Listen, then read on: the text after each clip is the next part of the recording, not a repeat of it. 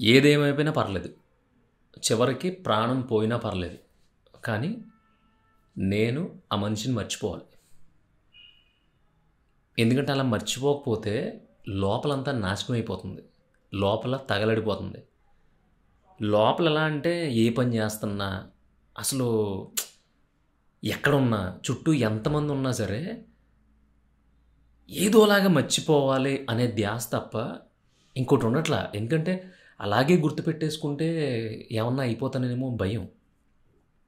నా ప్రేమ అలాంటిది, నా ఇష్టం అలాంటిది.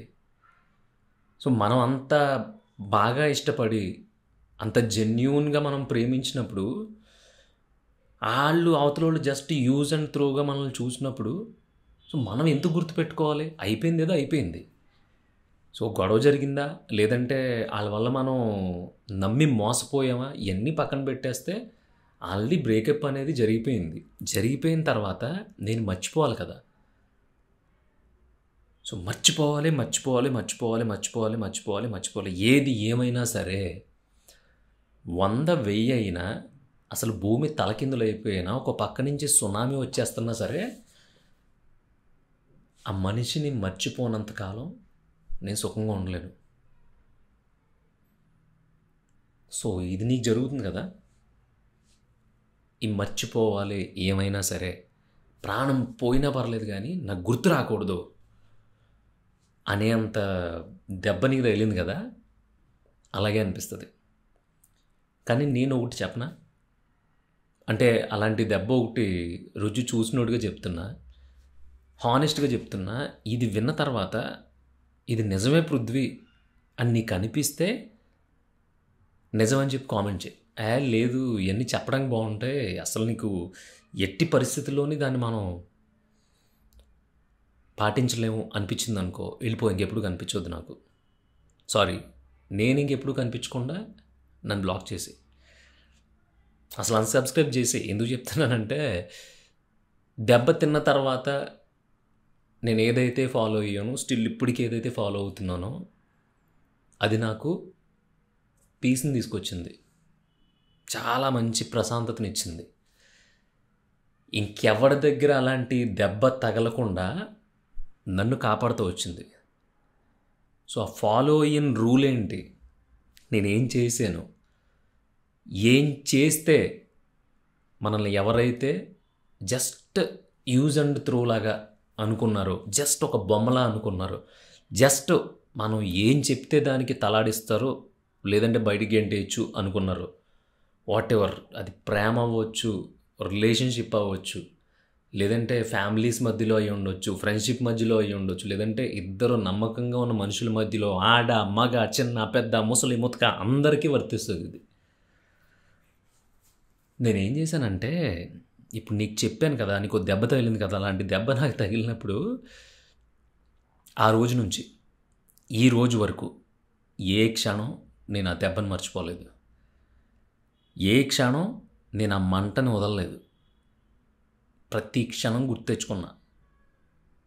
నేను గుర్తు తెచ్చుకుంది వాళ్ళతో ఉన్న జ్ఞాపకాలనో, లేదంటే వాళ్ళతో గడిపిన క్షణాలనో, లేదంటే వాళ్ళతో చేసిన సావాసాన్నో, వాళ్ళతో ఉన్న హ్యాపీ మూమెంట్స్నో, లేదంటే కష్ట సుఖాలనో కానే కాదు.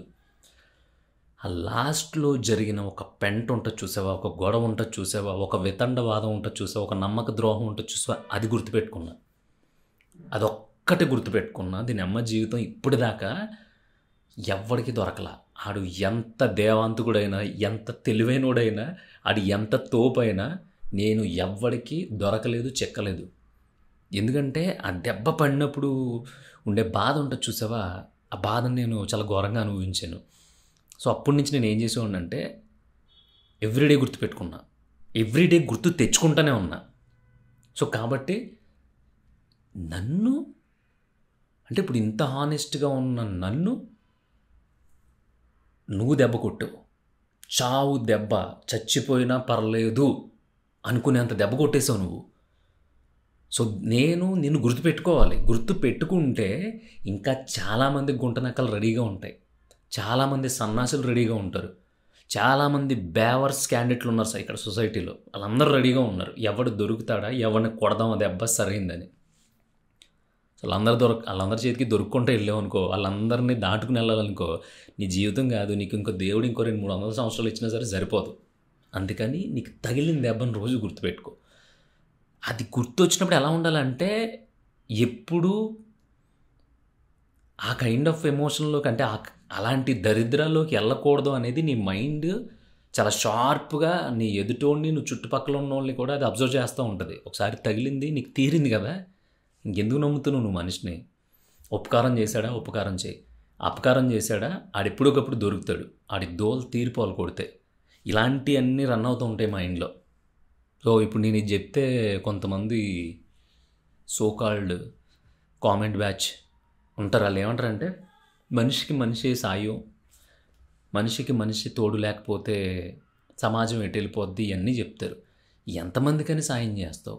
ఎంతమందికని తోడుంటావు? ఎంతమంది చేత కొట్టించుకుంటావు?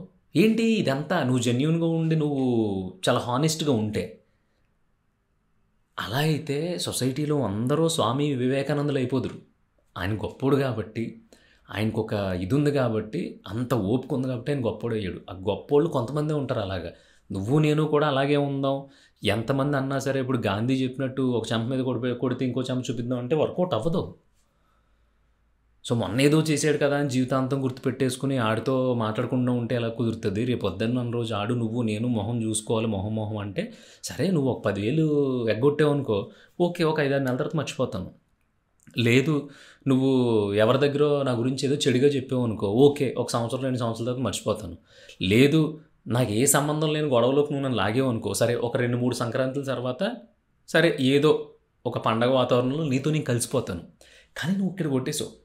ఇది ఎంత వీక్ అంటే, బేసిక్గా నాకు అనిపిస్తుంది, మనసు అంటారు, అసలు అది ఉండదు కదా, బ్రెయిన్ కదా ఆలోచించేది అని అంటాం. కానీ మనకి ఎవరైనా ఒక పర్సన్ని గట్టిగా నమ్మేసినప్పుడు, ఒకళ్ళ మీద హోప్స్ పెట్టేసుకున్నప్పుడు, ఒకళ్ళు బాగా మనతో కలిసిపోయినప్పుడు, మనకి వాళ్ళు ఏదైనా నన్ను అవాయిడ్ చేసినా, లేదంటే మనం అనుకున్నట్టు మనల్కి ఒక చావు దెబ్బ లాంటిది కొట్టినా, అంటే మనల్ని మోసం చేసి వదిలేసినప్పుడు నొప్పి ఇక్కడ రాదు, తలపోటు రాదు, ఇక్కడ ఇది ఒక ఎంటీ స్పేస్, ఒక ఖాళీ. దాన్ని ఏమంటారు, ఒక బుడగూదితే లోపల గాలి నిండిపోతే ఎలా ఉంటుంది, అలా ఉండి ఒక జెయింట్ వీల్ ఎక్కినప్పుడు ఆ జెయింట్ వీల్ ఒకేసారి కిందకి దిగుతూ ఉంటే ఒక రకమైన భయం లాంటి ఫీలింగ్ ఉంటుంది. ఆ ఫీలింగ్స్ అన్నీ ఒక 100-200 ఫీలింగ్స్ మిక్సీలో వేసి తిప్పితే ఎలా ఉంటుందో అలా ఉంటుంది ఇక్కడ. సో, మనసు అనేది గుండెకాయ, లేదంటే గుండె పక్కన ఇంకా ఉన్న స్పేస్ ఉంటుందా, లేదంటే మనసు అనేది ఏమన్నా బ్రహ్మ పదార్థం తెలియదు, కానీ ఇక్కడే ఉంటుంది ఎప్పుడు కూడా. అది ఆ ఫీలింగ్ ఇక్కడే జరుగుతూ ఉంటుంది. సో, ఇక్కడ కొట్టేసావు నువ్వు. ఇక్కడ నువ్వు కొట్టిన దెబ్బకే హార్ట్ అటాక్ వచ్చినప్పుడు కూడా అంత పెయిన్ రాదు. అలాంటి పెయిన్ ఇచ్చేసి వెళ్ళిపోయావు. సో, నిన్ను నేను ఎలా క్షమించాలి? ఎందుకు క్షమించాలి? చెప్తున్నాను కదా, మిగతా ఏదైనా డబ్బులు సంబంధించిందైనా చిన్న నువ్వు నేను ఒరే అని నీయమ్మ అనుకునే గొడవలు అయితే ఒక సంక్రాంతికో 2 సంక్రాంతులకో పోతాయి. కానీ జీవితం ఇక్కడ కొడితే జీవితాంతం ఉండిపోద్ది. ఆడు చచ్చేటప్పుడు కూడా అదే బాధతో పోతాడు. మిగతా ఆడు రోజు ఆడి పనులు చేసుకుంటూ ఉండొచ్చు, ఆడు ఉద్యోగం చేసుకుంటూ ఉండొచ్చు, ఆడు సంపాదించుకుంటూ ఉండొచ్చు, మేబీ ఆడు ఇంకోటి దాంట్లో ఒక పనులు బిజీగా ఉండొచ్చు. కానీ నువ్వు వేసిన దెబ్బను చూసావా, అది సెపరేట్గా ఒక బాక్స్లో ఇక్కడ రన్ అవుతూ ఉంటుంది. మా తెంగరోడు ఎవరికి చెప్పుకోలేడు. ఆ తెంగరదే, లేడీస్ కూడా అంతే, ఆ తెంగరదే ఎవరికి చెప్పుకోలేదు. ఎందుకంటే చెప్పుకుంటే తీరిపోద్ది అనుకుంటే ఒక 10-15 మంది చెప్పుకునే అవకాశం ఉంటుంది వాడికి, కానీ అది తీరదు. ఎందుకు జరిగింది అనేది ఆడి క్వశ్చన్, దానికి ఆన్సర్ లేదు. ఎందుకంటే నువ్వు చేసిన దరిద్రమైన పని అది. ఎందుకు చేసావు నువ్వు వాడికి అలాగా, ఆ అమ్మాయికి నువ్వు ఎందుకు చేసావు అని 2 క్వశ్చన్లు వేస్తే నీ దగ్గర ఆన్సర్ ఉండదు. ఎందుకంటే నీకు అప్పుడు అవసరం, వాడుకున్నావు, వదిలిపడదొబ్బు. ఎందుకంటే అప్పుడు నీ పరిస్థితి బాగాలేదు, వాడుకున్నావు, వదిలిపడదొబ్బు. వాడుకోవడం అంటే డబ్బుల పరంగానో ఇంకో దాని పరంగానో కాదు, ఒక మనిషిని నమ్మించి ఆ మనిషితో ట్రావెల్ చేసి వదిలేయడం కూడా వాడుకుని వదిలేయడమే. నువ్వు శారీరకంగా వాడుకున్నావా, ఫైనాన్షియల్గా వాడుకున్నావా, నువ్వు గోల్డ్ రంగు కొనిపెట్టమన్నావా, లేదంటే నువ్వు చొక్కా కొనిపెట్టమన్నావా, లేదంటే నువ్వు బంగారం కొనిపెట్టమన్నావా, నువ్వు బైక్ కొనిపెట్టమన్నావా, ఆడ మగ ఇద్దరికీ చెప్తున్నా, ఇవన్నీ మ్యాటర్ కాదు. నువ్వు నమ్మించేసావు. నువ్వు అవన్నీ కొనకపోగా నువ్వు నమ్మించేసావు. నమ్మించేసి బాగా లోతుకి లోతుకి లోతుకి అంటార్కిటికా సముద్రంలో కొన్ని బ్లాక్ స్పాట్స్ ఉంటాయంట సముద్రంలో. దాని లోతు ఎంతో ప్రపంచంలో ఏ సైంటిస్ట్కి ఇప్పుడు దాకా తెలియదంట. అంతకంటే 100 రెట్లు లోతుకి దింపేసావు నువ్వు నమ్మించి. మరి ఎలా ఉంటుంది? సో బాధ ఇప్పుడు చాలామంది అనుభవిస్తున్నారు. 100కి 98% మంది అదే బాధ అనుభవిస్తున్నారు. ఆడి కోట్లు ఉన్నోడికి అదే బాధ, లేనోడికి అదే బాధ, మిడిల్ క్లాస్ వాడికి అదే బాధ, మిట్ట మధ్యాహ్నం ఎండలో అడుక్కునేవాడికి అదే బాధ, ప్రతి ఒక్కడికి అదే బాధ. ఏంటి నీకున్న బాధ అని ఎవరన్నా క్వశ్చన్ చేస్తే, డబ్బు లేదు, నాకు తినడానికి తిండి లేదు అని ఏడ్చేవాళ్ళ కంటే నేను ఒక మనిషి చేతిలో మోసపోయాను అని ఏడ్చేవాళ్ళు నాకు తెలిసి ఎక్కువ శాతం ఉంటారు. అవునో కాదు నువ్వు కామెంట్లో చెప్పు. సో దయచేసి మనకు అలాంటి దెబ్బ కొట్టినోడిని మర్చిపోకండి. మీరు చేసే తప్పు ఏంటంటే వాళ్ళని మర్చిపోవాలని రోజు మీరు ఏడుస్తున్నారు కదా, అది తప్పు. వాళ్ళని గుర్తు పెట్టుకుని బతకండి. ఇలాంటి సన్నాసి నా జీవితంలో ఇంకొకసారి రాకూడదు. సో నేను హ్యాపీగా బిందాస్గా ఉండాలి. నా చుట్టూ నేను చాలా కాన్షియస్గా ఉండాలి. నేను చాలా చాలా అలర్ట్గా ఉండాలి. అలా అలర్ట్గా ఉండాలంటే నీకు జరిగిన ఒక దరిద్రమైన ఒక హిస్టారికల్ మూమెంట్ ఉంది కదా నీ బతుకులో, దాన్ని గుర్తుపెట్టుకో. ఇలా చేశాడు కదా, ఇంకెప్పుడు జీవితంలో ఇలా జరగకూడదు నాకు అనేది గుర్తుపెట్టుకున్నావు అనుకో, నువ్వు అలా జరగకుండా ఉండడానికి ఎంత అలర్ట్గా ఉండాలనే దాని మీద ఫోకస్ పెడతావు. అప్పుడు నీకు బాధ రాదు. దాన్ని ఏమంటారు, ఒక రకమైన ఏకాగ్రత అంటారు చూసి, అది వచ్చేద్ది. ఎవడన్నా మనకి మళ్ళీ దరిదాపుల్లో అలా గేలాలు వేయటానికి కానీ మాట కలపడం కానీ ట్రై చేసినప్పుడు నీ లిమిట్స్లో నువ్వు ఉంటావు. చాలరా దన్నంరా దోత, నీకు ఆల్రెడీ అయిపోయి నీ పంచాయతీలు ఏందని మనకి ఇవన్నీ వర్కౌట్ అవ్వవు. కానీ హ్యాపీగా కూర్చుని బీరు వేసుకున్నావా, లేదంటే సరదాగా ఒకసారి అవుటింగ్ వెళ్ళామా, ఇలాంటివి ఏమన్నా పెట్టుకుందాం. కానీ నువ్వు లేకనే లేని పంచాయతీలు మన వల్ల అవ్వదని చెప్పి నీకు నువ్వు మోటివేట్ అవుతూ ఉంటావు. అది వదిలేసి మర్చిపోవాలి అనే కాన్సెప్టే పెట్టేసుకుని మదన పడిపోతున్న వాళ్ళు లక్షల కోట్లలో ఉన్నారు. ఎందుకు మర్చిపోవాలి? చెప్తున్నాం కదా, 10,000 ఇచ్చాడు, పోనీ రేపు పొద్దున్న సంపాదించుకుందాం అని మర్చిపోవచ్చు. అది కాదు కదా చేసింది. ఇక్కడ తూట్లు పడిపోయింది. సో ఇక్కడ తూట్లు పడిపోయినప్పుడు దాన్ని ఎలా మర్చిపోతావు? మర్చిపోకు.